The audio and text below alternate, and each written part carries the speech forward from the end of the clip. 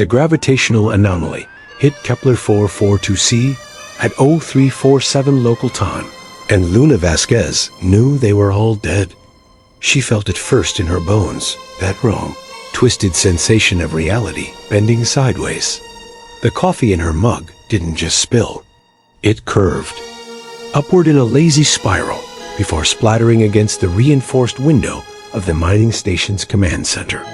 Outside, the crimson landscape of humanity's most hostile colony rippled like water, mountains folding in on themselves with geological impossibility. What the hell? Chief Engineer Kowalski's voice cut off as his feet left the deck plating. Not from zero-G. Luna had spent enough time in space to know weightlessness. This was something else entirely like gravity had decided to play jazz. Instead of following classical physics, the emergency klaxons screamed their digital panic. Across mining station Prometheus, 12,000 colonists scattered across the most lethal world humans had ever dared to call home. And now their planet was apparently having an existential crisis. Luna's fingers danced across her pilot's control interface, muscle memory keeping her steady while her inner ear insisted the world was spinning in 4 dimensions. Her tactical display painted a nightmare in holographic light. Gravitational readings that made her instruments weep digital tears, seismic activity that registered as mathematically inadvisable, and atmospheric pressure readings that seemed to be having an argument with themselves. Commander Vasquez. The voice belonged to Dr. Sarah Chun, the station's xenogeologist, one of the few scientists crazy enough to study a planet that actively tried to murder everything that landed on it. The gravity generators, they're not malfunctioning.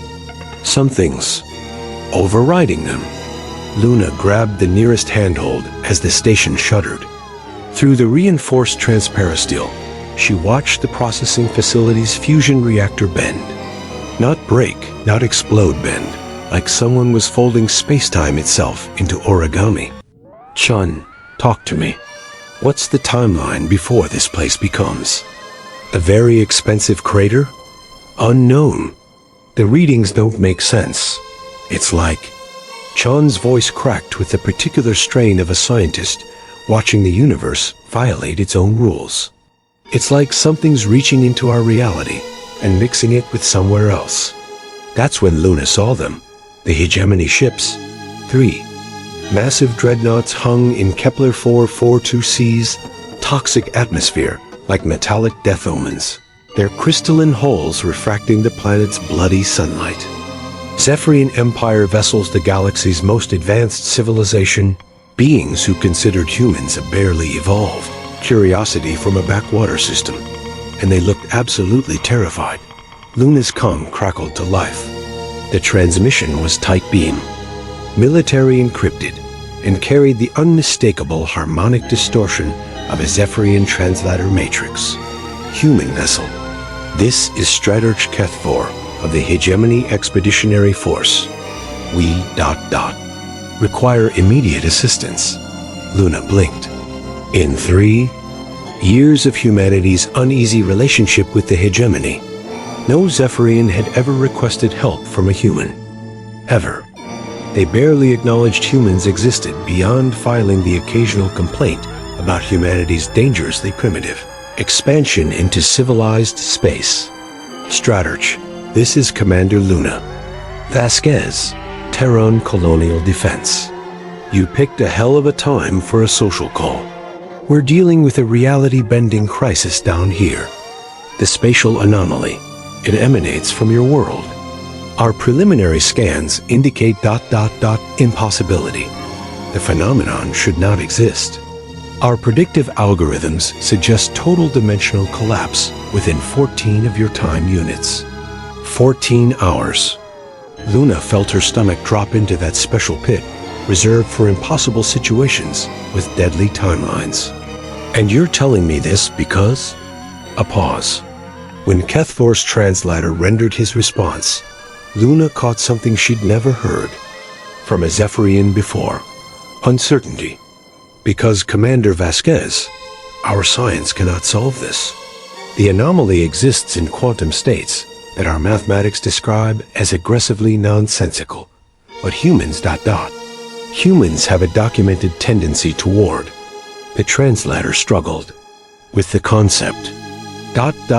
Improvised solutions to theoretical impossibilities. Luna looked out at the bleeding landscape where gravitational waves were making the mountains dance a physics-defying waltz.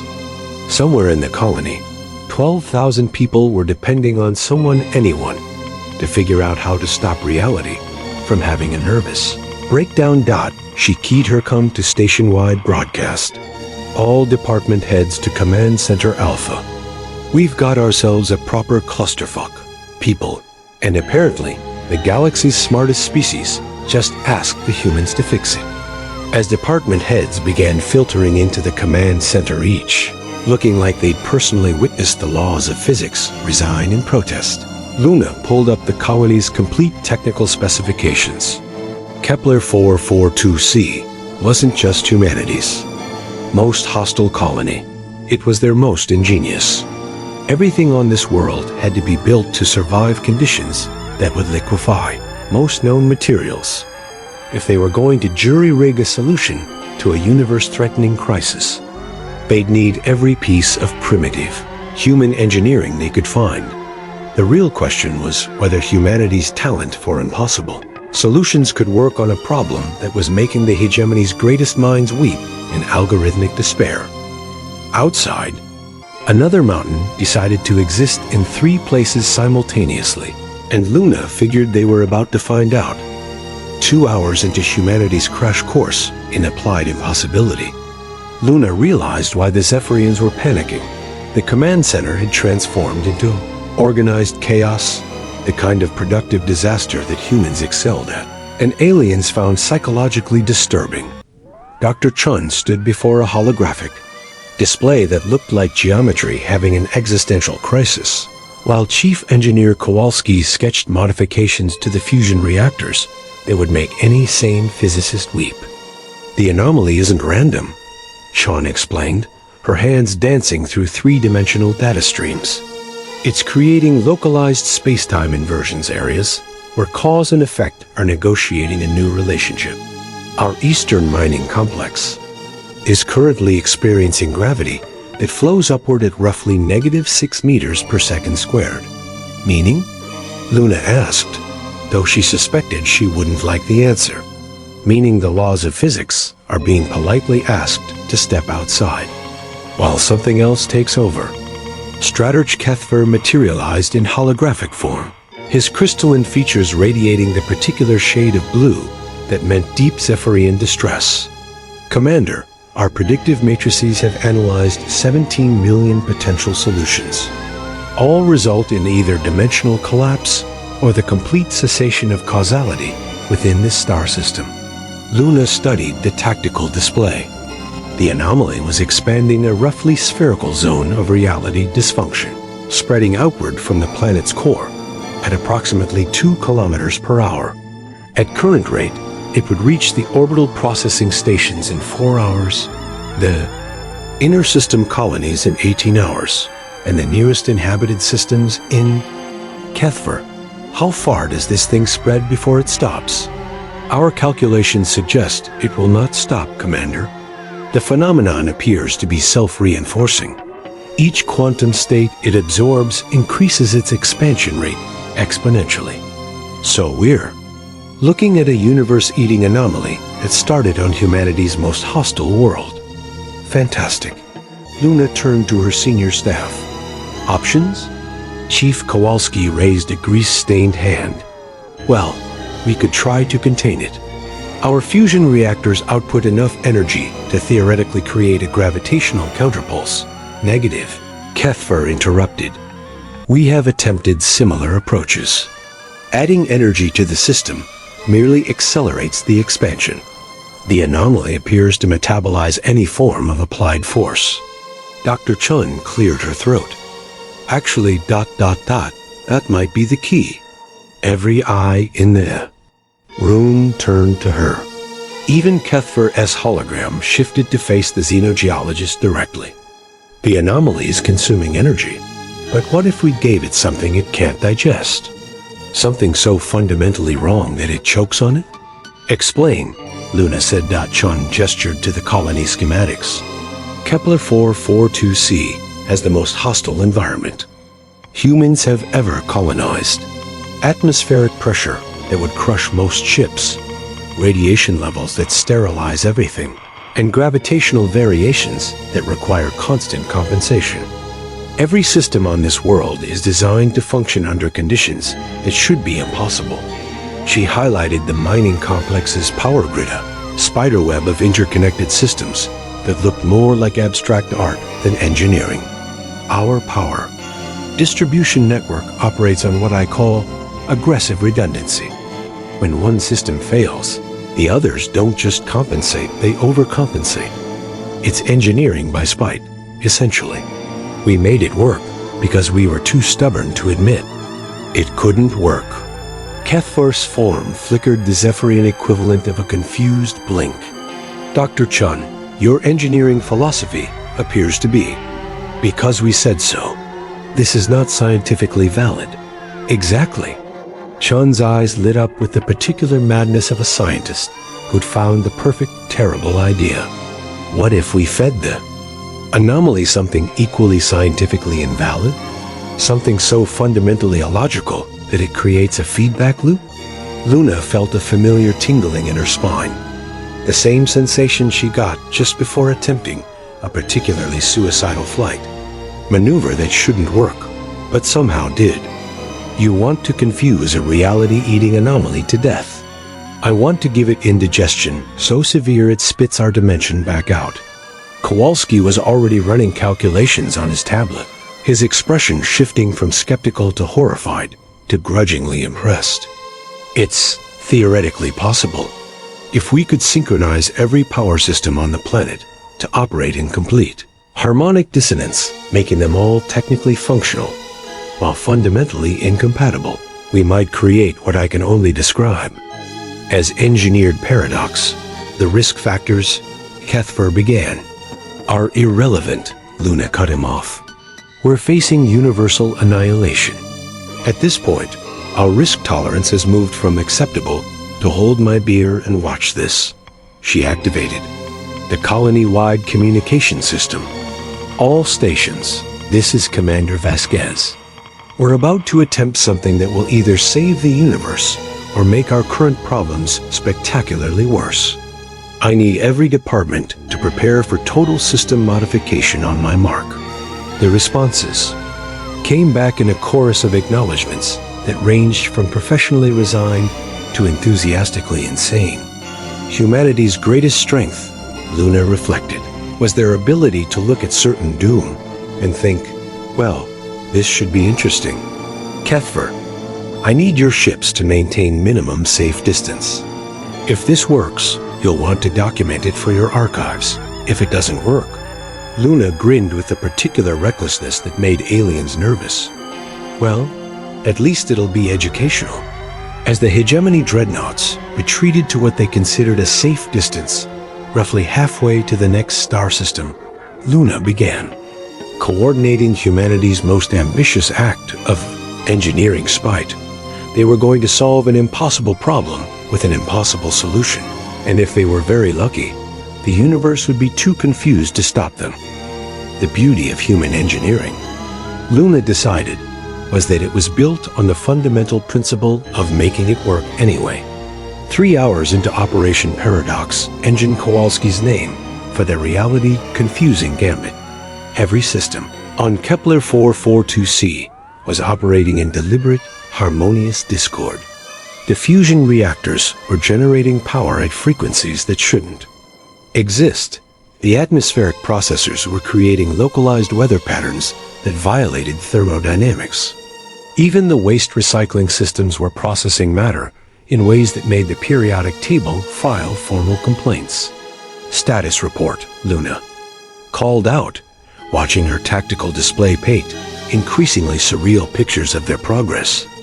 Fusion Core Alpha is running at 127% efficiency while simultaneously experiencing total containment failure. Kowalski reported with the tone of a man who had made peace with madness. Reactor beta is generating negative entropy, and gamma is producing energy by converting mathematics directly into plasma. Translation for those of us who speak normal human? We've created 3 industrial-scale violations of physics that are somehow keeping each other stable through sheer spite. Dr. Chun looked up from her seismic monitors, her hair wild with static electricity that was behaving more like liquid. Light. The anomaly is ... confused. It's trying to absorb our power output, but our systems are feeding it self-contradictory information. It's like trying to eat a meal that's simultaneously raw and overcooked. On the main display, the reality distortion zone had stopped expanding. More impressively, it appeared to be having an argument with itself, sections of warped space-time folding back and forth, as if trying to decide which laws of physics to violate first. Stratorch Cathvar's hologram flickered back into existence, his crystalline features radiating colors that Luna's translator couldn't parse. Commander Vasquez, our sensors are detecting quantum signatures that our language lacks words to describe. Your power grid is producing energy states that exist in 17 dimensions simultaneously while occupying negative space. Is that good or bad? It is educationally traumatic. Our ship's AI has requested counseling. Luna felt a spike of hope. If they were traumatizing advanced alien computers, they were definitely on the right track. Chun, how's our timeline looking? The expansion has stopped, but we're not in the clear yet. The anomaly is trying to adapt, to find a way to process our paradox engines. If it succeeds ... She gestured to readings that looked like abstract art, having a nervous breakdown. It'll come back stronger and angrier. That's when the proximity alarm started screaming. Luna's tactical display exploded with new contacts. Dozens of ships dropping out of hyperspace around Kepler 442c. But these weren't hegemony vessels. The silhouettes were wrong, too angular, too aggressive. Unknown contacts. This is Commander Vasquez of the Terran Colonial Defense. Identify yourselves immediately. The response came as a burst of encrypted data that made her translation matrix hiccup. When it finally resolved, the voice carried the harmonics of something very old and very, very angry. Human vessel, this is War Prime Vexeneth of the Void. Reapers, your crude manipulations of space-time have awakened something that was deliberately buried.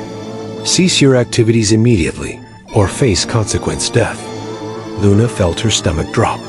The Void Reapers were legends and ancient warrior species that had vanished from galactic civilization millennia ago. Their reputation for violence was so comprehensive that most civilizations considered them mythical cautionary tales. Vexeneth, we're in the middle of preventing universal annihilation here. Whatever we've awakened can wait in line. Negative. Human fool. The quantum disturbance has destabilized containment protocols on this world. You have 15 time units to withdraw before we implement sterilization procedures. 15 minutes. Luna looked at her displays. The anomaly was still fighting their paradox engines. Reality was still negotiating with itself. And now ancient alien warriors wanted to nuke the planet out of spite. Cathvar, please tell me the hegemony has some kind of diplomatic solution for this. The Stratorch's hologram had shifted to a particularly distressed shade of purple. Commander, the Void Reapers do not negotiate. They are a species of ... salute solutions. If they consider your world a threat, they will remove it from existence with extreme prejudice. And if we stop the paradox engines, the reality anomaly will consume this star system within hours. Luna stared at the tactical display, where dozens of Void Reaper ships were moving into attack formation around her planet. Each vessel was larger than anything in the hegemony fleet, bristling with weapons that could crack moons. So our options are: let the universe get eaten by angry physics, or get vaporized by legendary space warriors who think violence is a form of art. That appears to be an accurate assessment. Kethver confirmed. Luna, heed her come to station-wide. All department heads, we've got a complication. Ancient aliens want to blow us up to prevent us from accidentally releasing something worse than universe-eating physics. Kowalski, how long until our paradox engines either work or catastrophically fail? 8 minutes, Commander. Maybe 10, if we're lucky. And how long until the Void Reapers lose patience and start shooting? As if summoned by her question, Vexneth's voice echoed across all frequencies. Withdrawal deadline reduced to 10 time units. Charging primary weapons. Luna looked out at the crimson landscape of humanity's most hostile world, where gravitational anomalies were being force-fed technological impossibilities, while legendary warriors prepared to sterilize the planet rather than risk whatever was trying to claw its way out of buried containment. Well, she said to no one in particular, at least it's not boring. Time to find out if humanity's talent for impossible solutions extended to fighting off ancient aliens while simultaneously confusing the universe into behaving properly. 5 minutes to Void Reaper ultimatum, and Luna realized she was about to discover if human stubbornness could outweigh galactic-scale annihilation. Commander, Dr. Chun's voice cracked with excitement and terror in equal measure. I'm reading massive energy signatures from the planet's core, but not from the original anomaly. Something else is responding to our paradox engines. The seismic displays painted a picture that made Luna's tactical training scream warnings. Deep beneath Kepler 442c's surface, something vast was moving. Not shifting like geological activity, moving with purpose, with intelligence. Chun, please tell me we haven't just woken up the planet. Worse.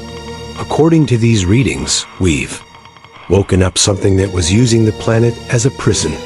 Strategy Kethver's hologram flickered with colors that Luna's translator rendered as existential horror mixed with academic fascination. Commander, our archaeological databases contain fragmentary records of the Void Reapers' historical activities. They were not merely warriors. They were ... custodians. They eliminated threats that other species could not comprehend. And one of those threats is buried under our colony, apparently. The ground shuddered not with seismic activity, but with something that felt disturbingly like breathing. Through the command center's reinforced windows, Luna watched the mining complex's industrial structures begin to glow with eldritch energy that made her eyes water. War Prime. Vexneth's voice cut through every communication channel simultaneously. Human fools. Your paradox engines have destabilized the dreaming prison. Cease all activities immediately, or we implement final sanction. Final sanction? Luna asked. Kethver's form shifted to a particularly unhelpful shade of indigo. Total planetary sterilization. They will convert Kepler 442c into constituent atoms rather than risk whatever you have awakened. Luna keyed her come to Kowalski. Chief, I need options that don't involve everyone dying horribly. Working on it. The paradox engines are almost ready to implement final phase. We can either feed the original anomaly a logic bomb that should cause it to collapse in on itself, or his voice trailed off, or what? Or we can redirect all our contradictory power into whatever's waking up down there. Might give it enough energy to break free completely. And why would we want to do that? Because if the Void Reapers are this terrified of it, maybe it's exactly what we need to deal with the reality anomaly. Luna stared at her displays. The original space-time distortion was still expanding, though slowly. The Void Reapers were 60 seconds from turning her world into radioactive dust. And somewhere beneath her feet, something that had been imprisoned since before humans discovered fire was stretching and yawning and preparing to rejoin galactic civilization. What's the worst that could happen? She muttered. Commander, Dr. Chun called out. I'm detecting massive quantum fluctuations from the core. Whatever's down there, it's trying to communicate. The command center's main display dissolved into static, then reformed into something that hurt to look at directly. Geometric patterns that existed in too many dimensions. Colors that had no names, and behind it all, a presence that felt older than star formation. When it spoke, the voice bypassed Luna's ears entirely and resonated directly in her consciousness. Small-fire-builders ... Your noise-making has stirred the dreaming death. Curious, your species constructs impossibility with such ... enthusiasm. You're the thing the Void Reapers imprisoned, Luna said, surprised by how steady her voice sounded. Imprisoned? Such a limited concept.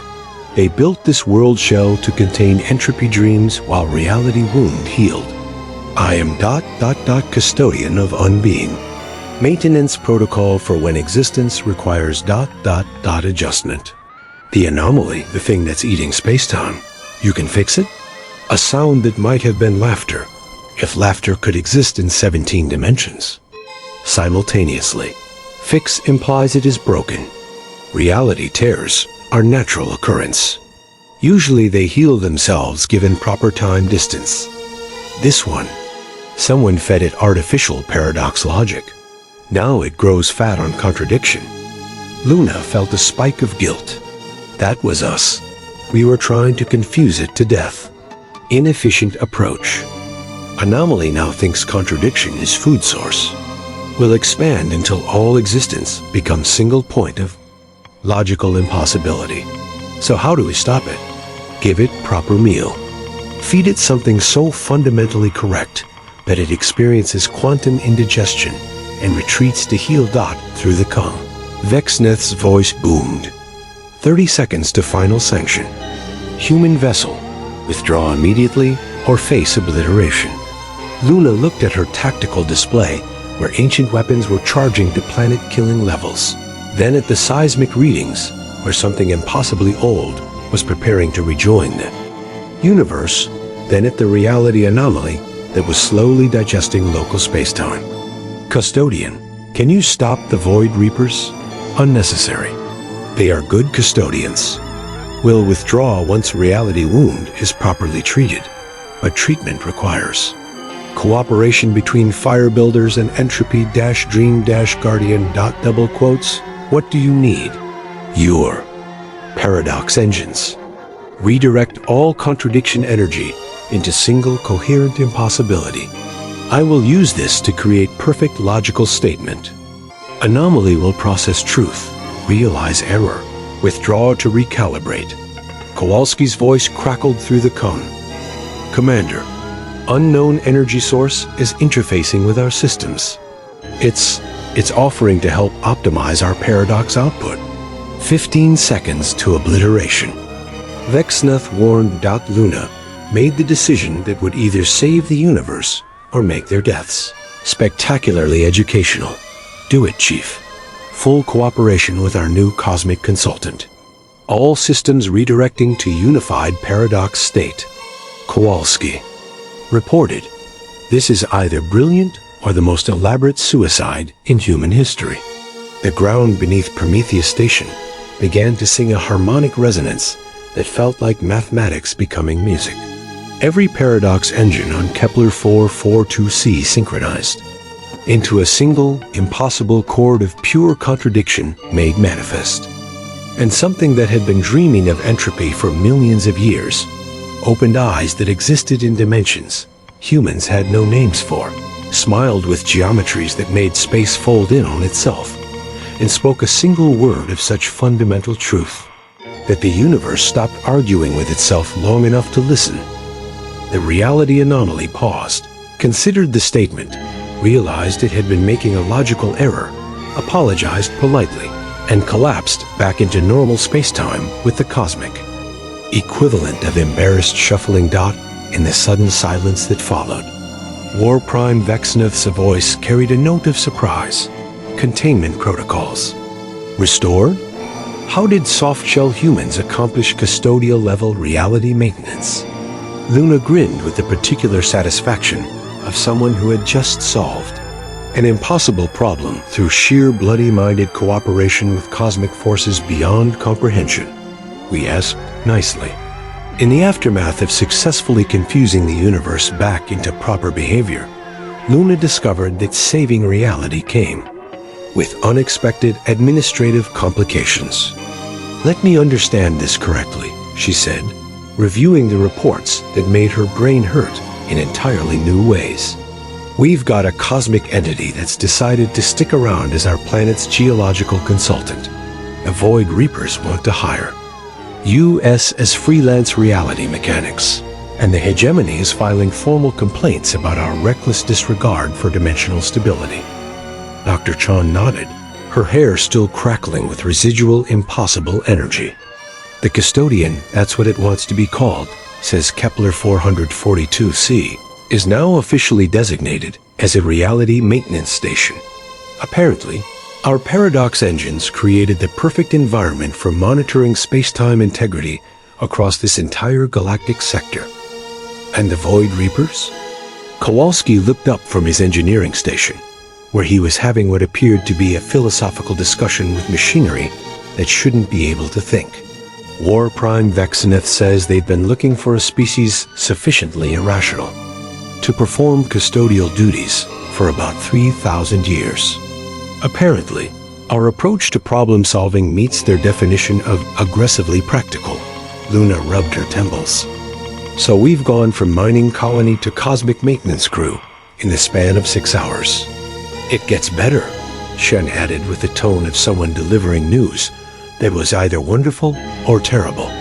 "The reality anomaly incident has been classified as a resolved paradox by something called the Temporal Stability Commission. They're sending a delegation to study our methodology. Please tell me that's not as ominous as it sounds. They're time travelers, Commander. They want to understand how we managed to solve a universe-threatening crisis using what their preliminary report describes as weaponized stubbornness and engineering by spite." Stratorchketh Vaer materialized in holographic form, his crystalline features now radiating a color that Luna's translator rendered as bemused academic respect. "Commander Vasquez, the Hegemony Science Council has completed their analysis of your solution. They have officially classified human engineering methodology as paradox-class technology, solutions that work specifically because they should not work. Is that good or bad? It is ... unprecedented. The Council has issued a formal request for technology sharing agreements, specifically regarding your techniques for making reality negotiate with itself." Luna looked out at the landscape of Kepler 442c, where the mining operations had resumed with the addition of what appeared to be sentient geological formations that were actively optimizing ore extraction efficiency. The custodian had taken its new job seriously. Not only was the planet's reality stable, it was actually becoming more stable over time. What does the custodian think about all this attention? As if summoned by her question, the command center's displays shifted to show geometric patterns that somehow conveyed cosmic amusement. "Fire builders are ... entertaining. Other species approach problem solving with excessive logic. Humans simply declare problem solved until universe agrees. It is refreshingly efficient. Custodian, are we in danger from all these delegations wanting to study us? Negative. You are now essential personnel. Reality maintenance requires species capable of impossible solutions. Humans appear uniquely qualified for position of universal problem solvers. Contract is ... permanent. Luna blinked. Contract? Existence has employment opportunities. Humans have demonstrated competency in paradox resolution, crisis innovation, and diplomatic impossibility. Salary includes continued existence, enhanced technological capabilities, and priority.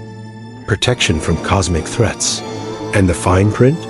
Occasional requests to solve problems that make local species contemplate career changes.